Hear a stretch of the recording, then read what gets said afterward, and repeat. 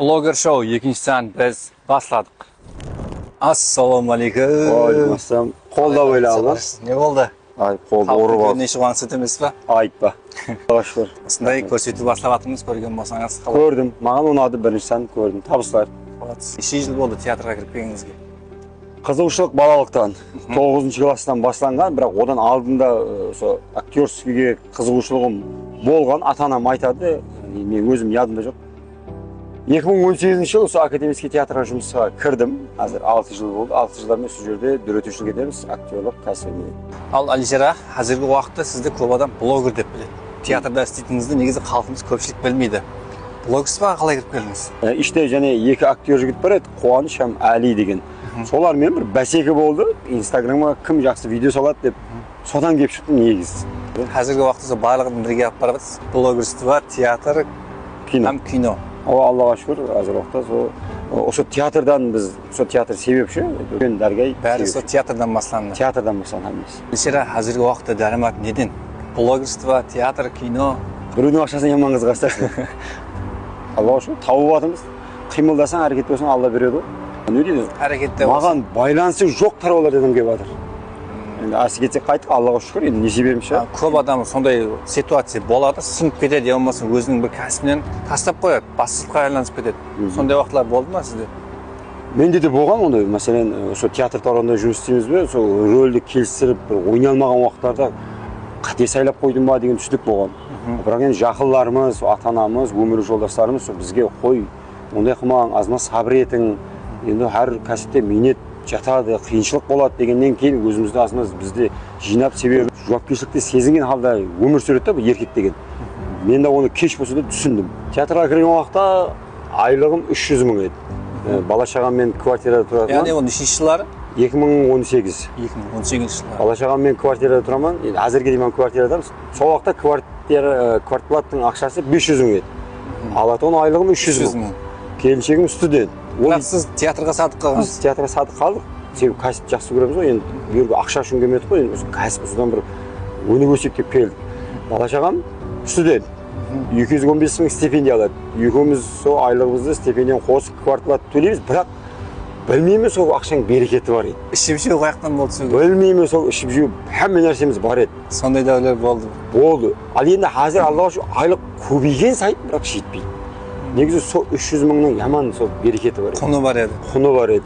Қазіргі жастарымыз үшін бір зор мотивация, қиыншылықты сол жеңіп, әрбір қиыншылықтың арқасында зор нәтижеде болады. Алишер ағамыздан осындай өнеге алсаңыз болады. Сол ватан үшін деп істеу керек. Енді азыр айтсаң бұлар комментарийде жазуы мүмкін, ақылды болды деп, бірақ басымнан өткен уақия ата-анаңыздан сұрасаңыз болады. Оның үшін кәсібіңізге садық болың, қанша елі қиын, машақатлы болса да.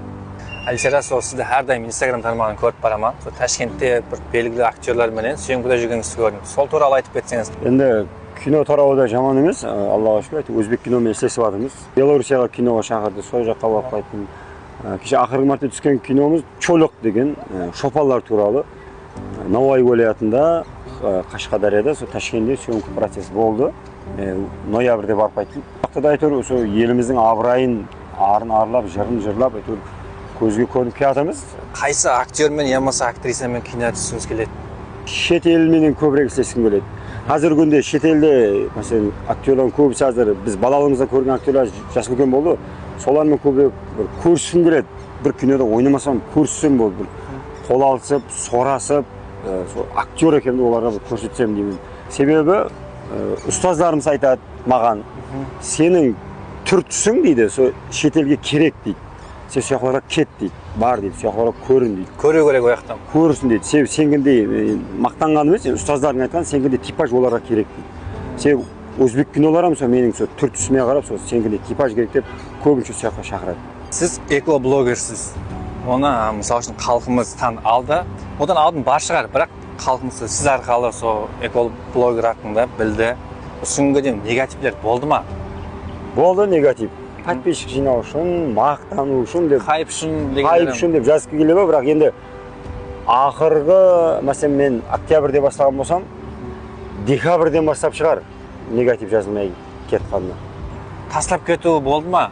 Ой, сондай мысалы үшін ешкім өзіңізге ермей жатыпты, бір өзім шыға беремін ба? Бірақ ондай ой болған жоқ. Күнде шыға бердім.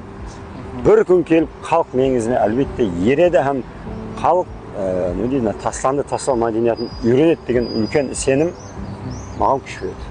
Ал Алишера, рахмет. Біз құдай қаласа елде де тоқтамаймыз. Сондай сізді халқымыздың күйеуінен шығып жатқан мысалдарды халқымызға және де көрсетуге әрекет етеміз.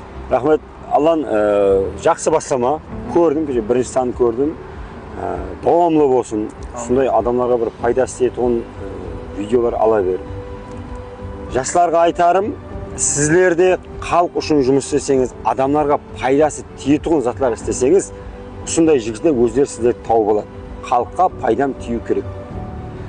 Рахмет сізге. Рахмет, сау болыңыз. Сау болыңыз.